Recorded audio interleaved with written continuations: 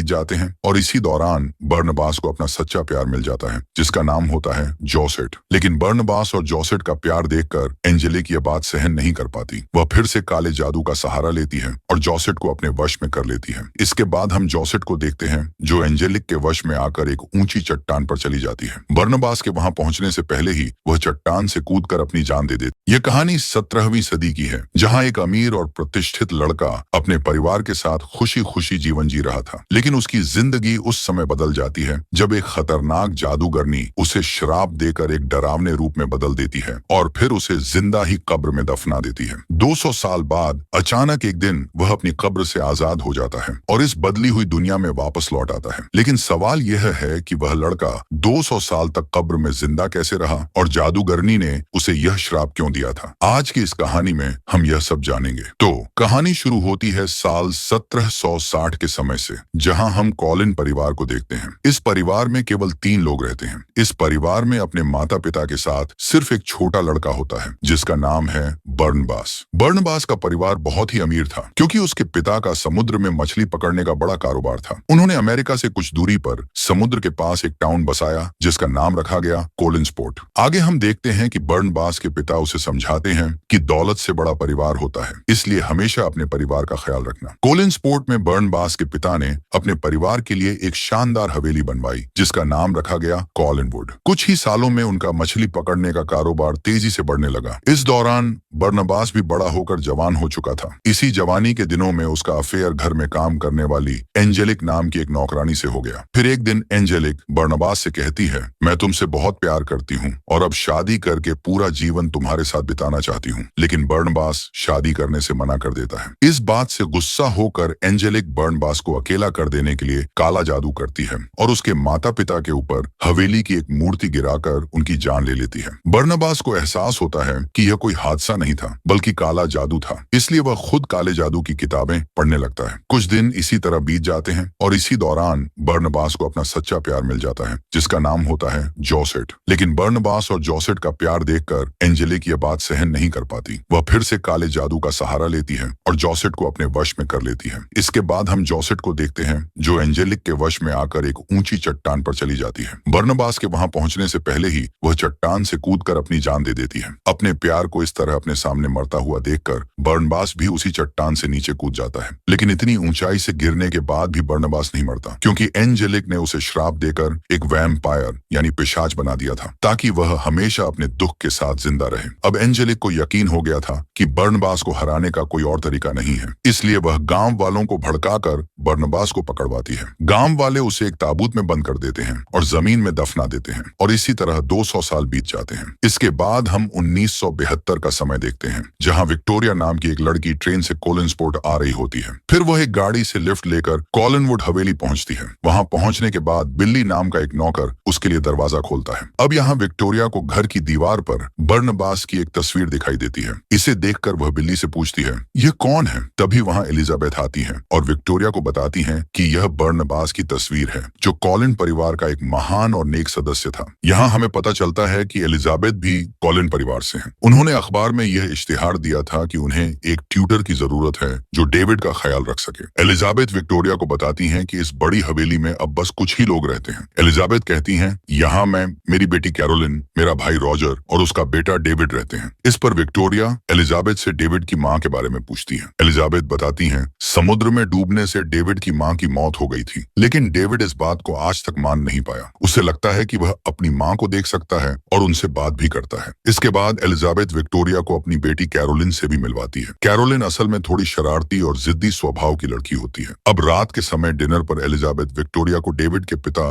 Roger से भी मिलवाती है। उसी डिनर टेबल पर एक साइकियाट्रिस्ट डॉक्टर जूलिया भी आती है। दरअसल डेविड अभी भी अपनी माँ को देख सकता है, जिसे लेकर एलिजाबेथ को लगा कि उसे एक मनोचिकित्सक की जरूरत है। इसी वजह से उन्होंने डॉक्टर जूलिया को बुलाया था, जो पिछले 3 साल से वहीं रहकर डेविड का इलाज कर रही हैं। इसी बीच विक्टोरिया को थोड़ी दूर कोई सफेद चादर ओढ़े हुए नजर आता है। असल में डेविड यहाँ विक्टोरिया को डराने आया था, लेकिन वह नहीं डरी। अब आगे हम विक्टोरिया को देखते हैं, जो अपने कमरे में कपड़े ठीक कर रही होती है। तभी वह देखती है कि कमरे के सामने कोई चादर ओढ़कर खड़ा है। उसे लगा कि डेविड फिर से उसे डराने आया है, इसलिए वह चादर हटाने जाती है, लेकिन चादर हटाते ही वहां जोसेट की आत्मा होती है। जोसेट की आत्मा विक्टोरिया को बताती है वह आ रहा है। यह कहकर आत्मा कुछ दूर चलती है और फिर गायब हो जाती है। अब दूसरी तरफ हम कुछ मजदूरों को देखते हैं जो जेसीबी से खुदाई कर रहे थे। खुदाई के दौरान उन्हें जमीन के नीचे कुछ सख्त चीज महसूस होती है। जब वे मिट्टी हटाते हैं तो उन्हें एक ताबूत मिलता है। असल में बर्नबास उसी ताबूत में कैद था। यह देखकर जब उनका सुपरवाइजर ताबूत पर लगी चेन को काटता है, तभी बर्नबास अपनी कैद से आजाद हो जाता है। बाहर आते ही वह सभी मजदूरों पर हमला कर देता है और एक एक करके उनकी जान ले लेता है। इसके बाद वह अपने घर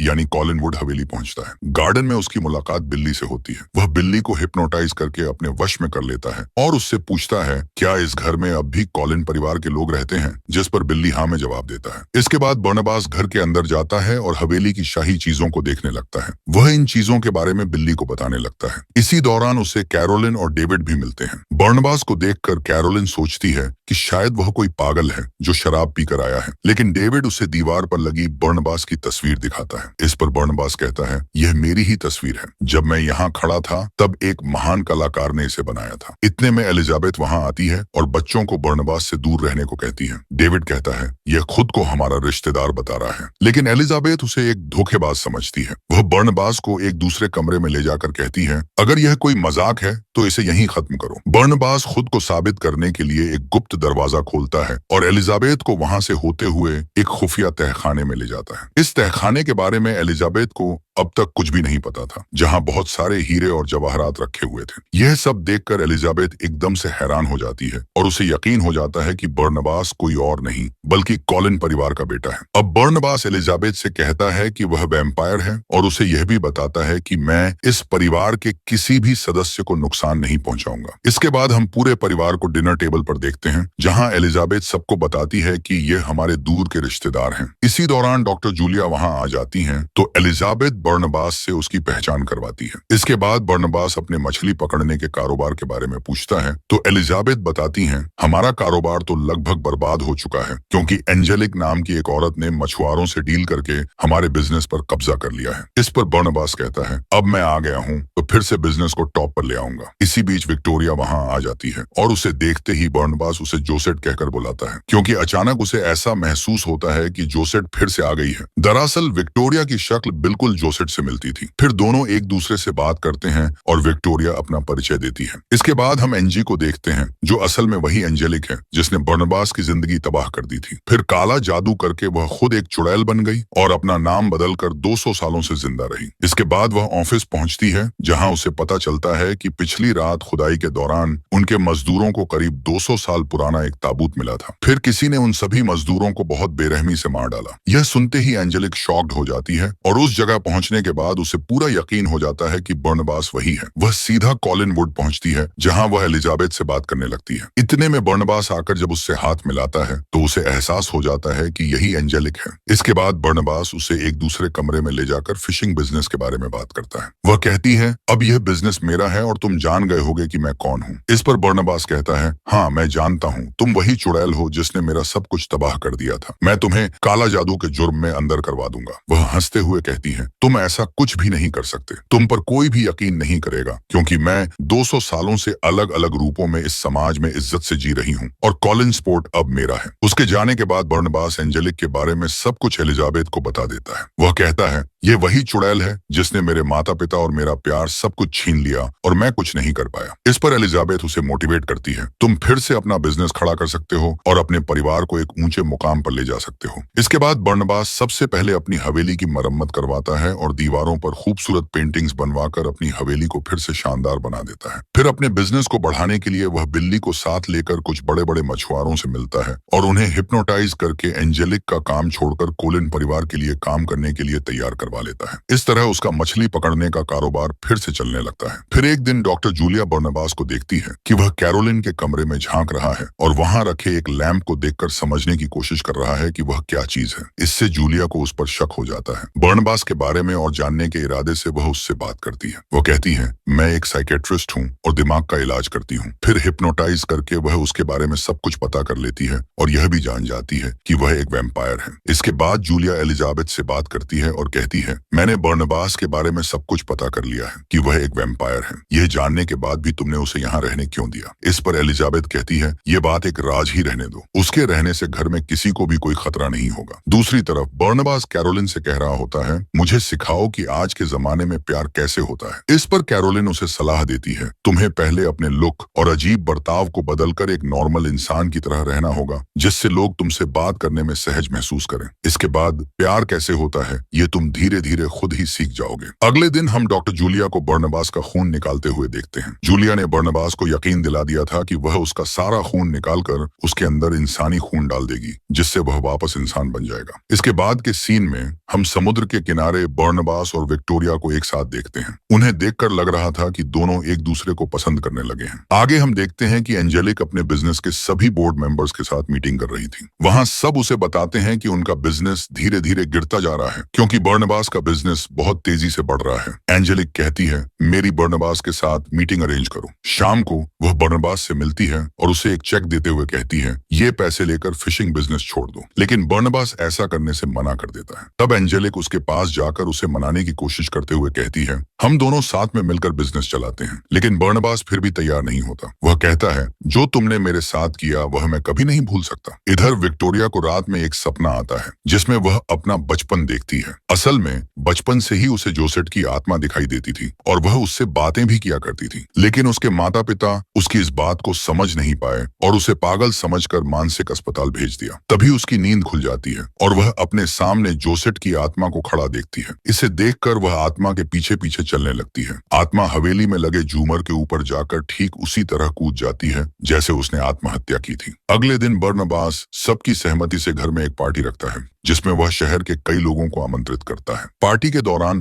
बर्नबास देखता है कि डेविड एक कमरे के बाहर खड़ा है और कहता है कि उसके पिता ने किसी को अंदर जाने से मना किया है। यह सुनकर बर्नबास समझ जाता है कि अंदर कुछ गड़बड़ हो रही है। जब वह कमरे की खिड़की से लटक कर अंदर झांकता है तो देखता है कि डेविड के पिता रॉजर वहां एक लड़की के साथ है, जिसके साथ उसका अफेयर चल रहा है। बर्नबास यह सब देखकर समझ जाता है कि रॉजर परिवार के प्रति वफादार नहीं है। दूसरी तरफ विक्टोरिया बाहर खड़ी होती है। बर्नबास वहां जाकर उसे अंदर आने के लिए कहता है। तभी विक्टोरिया उसे अपने बचपन के बारे में बताने लगती है। वह कहती है, मुझे बचपन से एक लड़की की आत्मा दिखाई देती थी, लेकिन मेरे माता पिता इसे समझ नहीं पाए। इस वजह से मेरा बचपन बहुत तकलीफ भरा था। पर एक दिन उस आत्मा ने मुझे कॉलिन वुड आने का रास्ता दिखाया और जब मैं यहाँ आई और तुमसे मिली तो मुझे ऐसा लगा जैसे मैं तुम्हें सदियों से जानती हूँ। शायद यह मेरी किस्मत थी कि मैं तुमसे मिली। अब तुम मुझे अपने लगने लगे हो। इसके बाद दोनों एक दूसरे को किस करने लगते हैं। लेकिन यह सब एंजेलिक देख लेती है, जो बिना निमंत्रण के ही पार्टी में आ गई थी। इसके बाद बर्नबास डॉक्टर जूलिया के पास जाता है, जहां वह अपने शरीर में बर्नबास का खून चढ़ा रही थी। यह देखकर बर्नबास समझ जाता है कि डॉक्टर जूलिया उसे इंसान बनाने के बजाय उसका खून निकालकर खुद को अमर बनाना चाहती है। इस धोखे से गुस्सा होकर वह जूलिया को जान से मार देता है और फिर बिल्ली को साथ लेकर जूलिया की लाश को समुद्र में फेंक देता है। इसके बाद हम रॉजर को देखते हैं,